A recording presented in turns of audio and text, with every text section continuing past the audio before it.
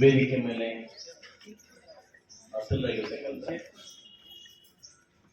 ನಮ್ಮ ಜಿಲ್ಲಾ ಪಂಚಾಯತ್ ಪೀಡಿಯಾಗಿರ್ತಕ್ಕಂಥ ಹಾಗೂ ವೇದಿಕೆ ಮೇಲೆ ಅಸಲಾಗಿರ್ತಕ್ಕಂಥ ನಮ್ಮ ಯುವ ಆಗಿರ್ತಕ್ಕಂಥ ಮಾವರೇ, ಡಿಸಿಸಿ ಬ್ಯಾಂಕ್ ನಿರ್ದೇಶಕರಾಗಿರ್ತಕ್ಕಂಥ ಇದ್ದಾರೆ, ಹಾಗೂ ದೊರಗ ಜಗದೀಶ್ ಅವರೇ, ಕಾವೇರಿ ಸುರೇಶ್ ಅವರೇ, ಪ್ರಸಾದ್ ಅವರೇ, ರಾಮಕೃಷ್ಣ ಅವರೇ, ರವಿ ಅವರೇ, ಮೋಹನ್ ಅವರೇ, ಹಾಗೂ ನಮ್ಮ ಶೇಷ್ ಅವರೇ, ಜೀಗ್ತಾನ್ ಬಂದಿರ್ತಕ್ಕಂಥ ಸಂಗಾರೆಡ್ಡಿ ರಾಜಗೋಪಾಲ್, ಹಾಗೂ ಈ ಕಡೆ ಬಂದಾಗ ನಮ್ಮ ಹಿರಿಯ ಸದಸ್ಯರಾಗಿರ್ತಕ್ಕಂಥ ಮುಖಂಡರಾಗಿರ್ತಕ್ಕಂಥ ಸೋಮನ್ ಅವರೇ, ಲಕ್ಷ್ಮಣ್ ಅವರೇ, ಹಾಗೂ ರಘು ಅವರೇ, ಮುಸ್ತಾಫ್ ಅವರೇ, ಹಾಗೂ ನಮ್ಮ ರಾಜನ್ ಅವರೇ, ಹಿಂದೆ ಕೂತಿರ್ತಕ್ಕಂಥ ರಾಜನ್ ಅವರೇ, ವೇದಿಕೆ ಮುಂಭಾಗದಲ್ಲಿ ಇವತ್ತು ಈ ಸಭೆಗೆ ಕಡೆ ಬಂದಿರ್ತಕ್ಕಂಥ, ಈ ಸಭೆಗೆ ಮೇಲು ಕೇಂದ್ರದಲ್ಲಾಗಿರ್ತಕ್ಕಂಥ ನನ್ನೆಲ್ಲ ನೆಚ್ಚಿನ ಹೆಣ್ಮಕ್ಳು ನನ್ನ ತಾಯಿಗಳು ಮುಂದೆ ಕೂತಿದ್ರಿ.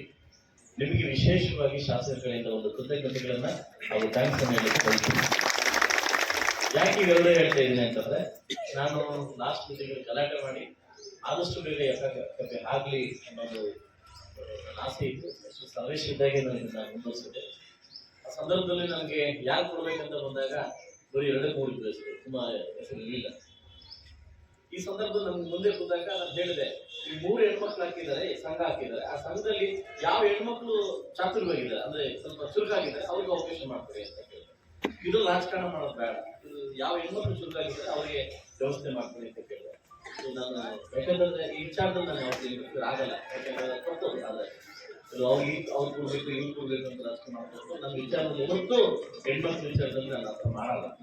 ಯಾಕಂದ್ರೆ ನೀವು ಅಬ್ಸರ್ವ್ ಮಾಡಿರ್ಬೋದು, ನಾನು ಬಂದ 8 ವರ್ಷಗಳಿಂದಲೂ ನಾನು ಮುಂದೆ ಯಾವ ಹೆಣ್ಮಕ್ಳು ಹೋದ್ರೆ ಅಕಾಂತ ಕರಿತೇನೆ.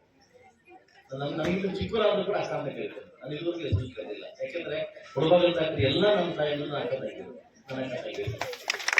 ಈ ಮನೋಭಾವ ಹೇಳ್ತೀನಿ, ಯಾವ ಸಂಸ್ಥೆಯಲ್ಲಿ ಏನನ್ನ ನಾವು ಪೂಜಿಸ್ತೀವಿ, ಯಾವ ಸಂಸಾರದಲ್ಲಿ ಏನನ್ನ ನಾವು ಪೂಜಿಸ್ತೀವಿ, ಏನು ಗೌರವ ಕೊಡ್ತೀವಿ, ಆ ಸಂಸಾರ ಇರುವಂತ ಬಿದ್ದನ್ನು ನೋಡಿಲ್ಲ.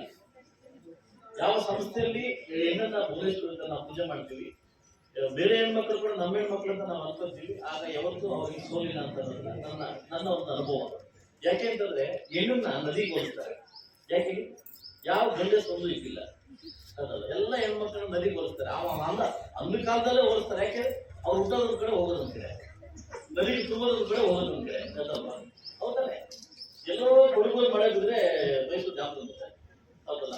ಮೈಸೂರು ಡ್ಯಾಮ್ ತುಂಬಿದ್ರೆ ನಮ್ಮ ಏನು ತಮಿಳ್ನಾಡು ಡ್ಯಾಮ್ ತುಂಬಿದ್ದಾರೆ. ಹಂಗೆ ಅವ್ರು ಹುಟ್ಟಿ ಹೋದ ಅರ್ಧ ಹೋಗ್ತಾ ಇರ್ತಾರೆ. ಯಾಕಂದ್ರೆ ಹೆಣ್ಣನ್ನ ನದಿಗಳನ್ನ ಏನಕ್ಕೆ ಯಾಕೆ ಹೋಲಿಸ್ತಾರೆ ಅಂತಂದ್ರೆ ಅವ್ರು ಒಂದು ಕಡೆ ಇರಲ್ಲ ಅಂತ, ಒಂದು ಕಡೆ ಇರಲ್ಲ ಅಂತ. ಬಹುಶಃ ಯಾವ ಇಡೀ ಪ್ರಪಂಚದಲ್ಲಿ ನಮ್ಗೆ ವಿಶೇಷವಾಗಿರ್ತಕ್ಕಂಥ ಭಾರತದ ಸ್ಥಾನ ಇದೆ, ಹೆಣ್ಣು ಸ್ಥಾನ ಇದೆ. ನಮ್ಮ ಭಾರತೀಯ ಹೆಣ್ಮಕ್ಳಿಗೆ ವಿಶೇಷವಾಗಿ ಸ್ಥಾನ ಇದೆ. ಯಾಕಂದ್ರೆ ಅವ್ರ ಸಂಸ್ಕೃತಿಯಿಂದ ಬಂದಿರ್ತಕ್ಕಂಥ ಯಾವತ್ತೂ ಬಿಟ್ಟು ಹೋಗಲ್ಲ. ನಾನು ಒಂದೊಂದು ಬೇಕಾದ್ರೆ ಅಬ್ಸರ್ವ್ ಮಾಡ್ತಿಲ್ಲ, ಒಂದು ಮಾತು ಹೇಳ್ಬೋದು ನಿಮಗೆ. ಗಂಡ ಹೆಂಡತಿ ತುಂಬಾ ಜೋರ ಜಗಳಾಡಿದ್ದಾರೆ, ಗಂಡ ಹೆಂಡತಿ ತುಂಬಾ ಜೋರ ಜಗಳಾಡಿದ್ದಾರೆ ಆಯ್ತಲ್ವಾ? ಆ ಜಗಳ ಆಡಿದಾಗ 8 ದಿವಸ ಮಾತಾಡಿರಲ್ಲ. ಯಾವ್ದೋ ಒಂದು ನಿಮ್ಗೆ ಬೇಕಾಗಿರೋ ಸಂಬಂಧದವರು ಯೂನಿವರ್ಸಿಟಿ ಕರ್ಕೊಂಡು ಬರ್ತಾರೆ, ನಿಮ್ಮ ಯಜಮಾನ್ ರೂಮ್ ಮಲಗಿರ್ತಾರೆ. ಅವ್ರು ಏನ್ ಮಾಡ್ತೀರಿ?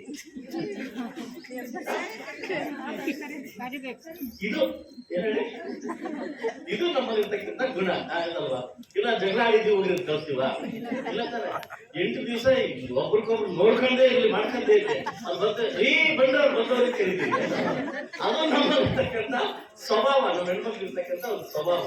ಸೊ ಅದಕ್ಕೆ ನಾನು ಅವಾಗ ಅವ್ರು ಹೇಳ್ಕೊಡ್ತಾ ಇದ್ದೆ, ಯಾರಿಗೆ ನಂಗೆ ಮಾತಾಡಿ ಮುಂಚೆ ಅವ್ರು ಮೊದಲ ಬಂದು ಹೇಳೋದು, ಈ ಮುಂದೆ ಮಗಳು ನಿಮ್ಮ ಮಗುಂಡಾಡು ಬಾಳ ಸಿಡ್ಲಿಕ್ಕೆ ತೊಪ್ಪೆ ಚಿಕ್ಕಪ್ಪ ಅನ್ಬೋದು ಅವ್ರು ಚೆನ್ನಾಗಿ ಮಾತಾಡ್ತಾರೆ ಅದಲ್ವಾ? ಸೊ ಅದರಿಂದ ಹೆಣ್ಮಕ್ಳಿಗೆ ಒಂದು ವಿಶೇಷ ಗೌರವ ಇದೆ. ಅದರಲ್ಲೂ ಕೂಡ ನನ್ನ ಮೊದಲಿನ ತಾಯಿಗಳು ತುಂಬಾ ವಿಶೇಷವಾಗಿರ್ತಕ್ಕಂಥ ತಾಯಿಗಳು. ಇವರು ಅವ್ರ ಸ್ವಾಭಿಮಾನ ಬಿಟ್ಟು ಯಾವತ್ತು ಬದುಕಲ್ಲ, ಸ್ವಾಭಿಮಾನ ಬಿಟ್ಟು ಯಾವತ್ತು ಬದುಕಲ್ಲ. ಅದು ಅಂತಲ್ಲ, ಆ ಮುಳುಬಾಗಿಲ ಹೆಸರನ್ನ ಓದಿ ನಮಗೆ ಒಂದು ಮೈ ಜುಡುಕಂತಾರೆ. ಅಂಥ ವೈಭವ ಇರ್ತಕ್ಕಂಥ ಈ ಮುಳುಬಾಗಿಲಿಗೆ ನನಗೆ ಸಿಕ್ಕಿರೋದು ಅವಕಾಶ ದೇವರು ಕೊಟ್ಟ ವರ ಅಂತ ಹೇಳ್ಬೋದು. ನಾನು ದೇವರು ಕೊಟ್ಟ ವರ ಅಂತ ಹೇಳ್ಬೋದು. ಈ ಸಂದರ್ಭದಲ್ಲಿ ಅಕ್ಕಕಪ್ಪೆ ಏನು ನಾವು ಮಾಡ್ಕೊಂಡಿದ್ದೀವಿ, ದಯವಿಟ್ಟು ಉನ್ನತ ಮಟ್ಟಕ್ಕೆ ಹೆಣ್ಮಕ್ಳು ಬೆಳೆಸ್ಬೇಕು. ಇದನ್ನ ಇದು ನಿಮ್ಮ ಕೆಪೆ, ಇಲ್ಲ ನಾನೊಂದು ಆಗ್ತೀವಿ ಅಂತ ಹೇಳ್ತಿದ್ದೀವಿ ಅದಲ್ವಾ? ನಮ್ಮ ಕೆಪೆ ಇದು, ನಮ್ಮೆಲ್ಲರ ಕೆಪೆ. ದಯವಿಟ್ಟು ಇದನ್ನ ಉನ್ನತ ಮಟ್ಟಕ್ಕೆ ನಡೆಸಬೇಕು. ಹಾಗೂ ನಮ್ಮ ಒಂದು ಕಾಲಾವಧಿಯಿಂದ, ನಮ್ಮ ತಾಲೂಕು ಪಂಚಾಯತ್ ಅವಧಿಯಿಂದ ಹೆಣ್ಮಕ್ಳಿಗೆ ಆರ್ಥಿಕ ಸಹಾಯವನ್ನು 1 ಕೋಟಿ ರೂಪಾಯಿ ಆರ್ಥಿಕ ಸಹಾಯವನ್ನು ನಾವು ಮಾಡ್ಲಿಕ್ಕೆ ರೆಡಿ ಇದ್ದೀವಿ. ಎಲ್ಲಾ ಸಮುದಾಯಗಳಿಗೆ ಏನು ಸಂಘಟನೆ ಆರ್ಥಿಕವಾಗಿ 1 ಕೋಟಿ ರೂಪಾಯಿನ ನಾವು ನಿಮ್ಮ ಸಹಾಯ ಮಾಡ್ಲಿಕ್ಕೆ ನಾವು ರೆಡಿ ಇದ್ದೀವಿ. ಅದನ್ನ ಉಪಯೋಗಿಸ್ಕೊಳ್ಳಿ. ಇನ್ನೂ ಉನ್ನತೀಕರಣ ಮಾಡ್ಲಿಕ್ಕೆ ಚೆನ್ನಾಗಿ ಮಾಡ್ಲಿಕ್ಕೆ 3 ಲಕ್ಷ ರೂಪಾಯಿ ಅಮೌಂಟ್ ಕೇಳಿದ್ರೆ ನಾನು ನಾಳೆ ಲೆಟರ್ ಕಳಿಸ್ತೀನಿ. ಅದು ಒಳ್ಳೆ ಫೀಲ್ಡ್ ಮುಖಾಂತರ ಒಳ್ಳೆ ಚೇರ್ಗಳೆಲ್ಲ ಹಾಕಿ ಒಳ್ಳೆ ಹೈಟೆಕ್ ಆಗಿ ಮಾಡ್ತಕ್ಕಂಥ ಕೆಲಸವನ್ನ ಇನ್ನೂ ಆಗಲಿ. ಇನ್ನೂ ಸಾಧ್ಯವಾದ ಖಂಡಿತವಾಗಿ ಅನುದಾನ ಕೊಟ್ಟು ಒಳ್ಳೆ ರೂಪಕ್ಕೆ ತಗೊಂಡು ಹೋಗ್ತಕ್ಕಂಥ ಕೆಲಸವನ್ನ ತಾವೆಲ್ಲ ಮಾಡಬೇಕಂತ ನಾನು ಹೇಳ್ತೀನಿ. ವಿಶೇಷವಾಗಿ ನಾನು ವ್ಯಕ್ತಿನ ಬರ್ತಿಗೆ ಕೊಡ್ಬೇಕು. ಯಾಕಂದ್ರೆ DCC ಬ್ಯಾಂಕ್ ನಿರ್ದೇಶಕರು, ಯಾಕೆ ಅವಾಗಿಂದ ಅವ್ರನ್ನ DCC ಬ್ಯಾಂಕ್ ನಿರ್ದೇಶಕರು ಅಂತಂದ್ರೆ ನಿಮ್ಗೆಲ್ಲ ನೋಡ್ಕೊಂಡಿದ್ದಾರೆ, ನಿಮ್ಗೆಲ್ಲ ಈಗ ಬರ್ತಾರೆ, ಈಗ ಸ್ಟಾರ್ಟ್ ಆಗ್ತದೆ. ಯಾವಾಗ ಬ್ಯಾಂಕ್ ಅಂದ್ಮೇಲೆ ಯಾವಾಗ ನೀವು ಕೊಡೋ ತೆಗೆ ಇರ್ತದೆ ಅದು ಚೆನ್ನಾಗಿ ಆಗ್ತದೆ. ಈಗ ಪಡ್ಕೊಳ್ಳೋಕೆ ಹೋಗ್ಬೋದು ಅಲ್ವಾ, ಈಗ ಪಡ್ಕೊಳ್ಳೋಕೆ ಹೋಗೋದು ಸ್ಟಾಪ್ ಆಗಿರ್ತದೆ. ಹಂಗೆ ಎಲ್ಲಾ ಹೆಣ್ಮಕ್ಳು ಕೂಡ DCC ಬ್ಯಾಂಕ್ನ ಮರುಪಾವತಿ ಮಾಡಿ ನಿಮ್ಮ ವ್ಯವಹಾರವನ್ನ ಹೆಚ್ಚಿಸಿಕೊಂಡ್ರೆ, ತಾಲೂಕಲ್ಲಿ ನಾನು ಇವತ್ತು ನಿರ್ದೇಶಕರನ್ನ ನೀವೆಲ್ಲ ಆಯ್ಕೆ ಮಾಡಿದ್ದೀರಿ. ಇವ್ರು ವಿಶೇಷವಾಗಿ ಒಂದು ಮನವಿಯನ್ನು ಕೂಡ ಮಾಡಿದ್ರಿ, ಬೇಗ ಸ್ಟಾರ್ಟ್ ಮಾಡೋಣ DCC ಬ್ಯಾಂಕ್ನಲ್ಲಿ, ಆದಷ್ಟು ಬೇಗ ಎಲ್ಲ ಹೆಣ್ಮಕ್ಳು ಕೂಡ ಲೋನ್ ಸಿಗೋ ತರ ಮಾಡೋಣ.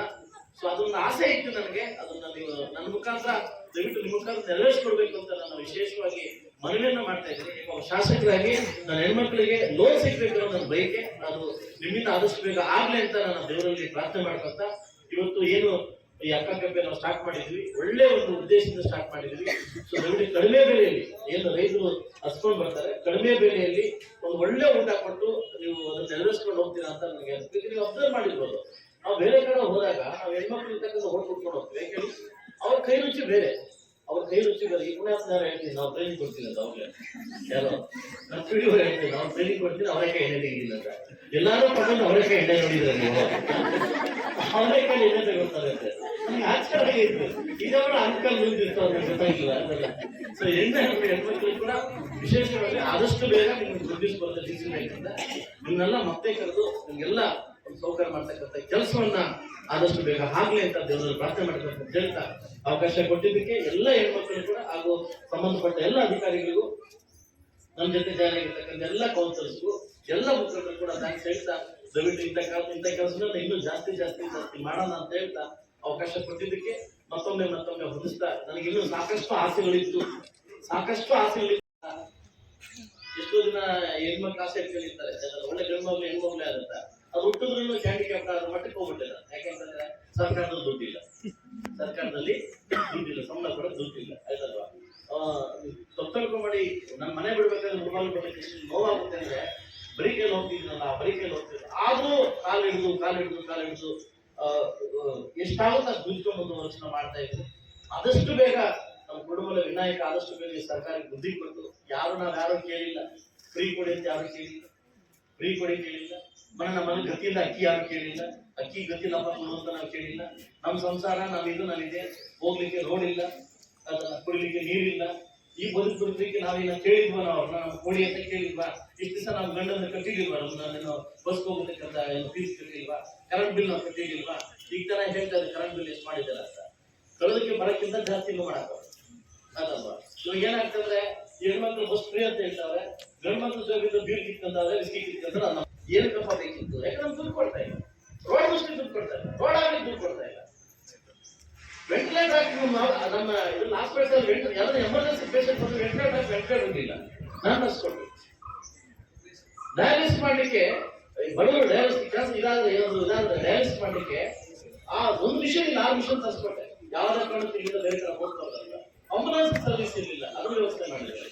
ಹೆರಿಗೆ ಮಾಡ್ಲಿಕ್ಕೆ ಹಾಸ್ಪಿಟಲ್ ಬೆಡ್ ಇರಲಿಲ್ಲ, 2 ಹಾಸ್ಪಿಟಲ್ ವ್ಯವಸ್ಥಿತವಾಗಿ 56 ಕೋಟಿನಲ್ಲಿ ಬೆಂಗಳೂರಲ್ಲಿ ಒಂದು ಇಲ್ಲಿ ಮಕ್ಕಳ ಆಸ್ಪತ್ರೆ, ದೊಡ್ಡ ಮಕ್ಕಳಿಗೆ ಹಾಸ್ಪಿಟಲ್ ಹೇಳ್ತಾರೆ. ಏನ್ ಕೇಳಿ ಇದಾಗಬೇಕು?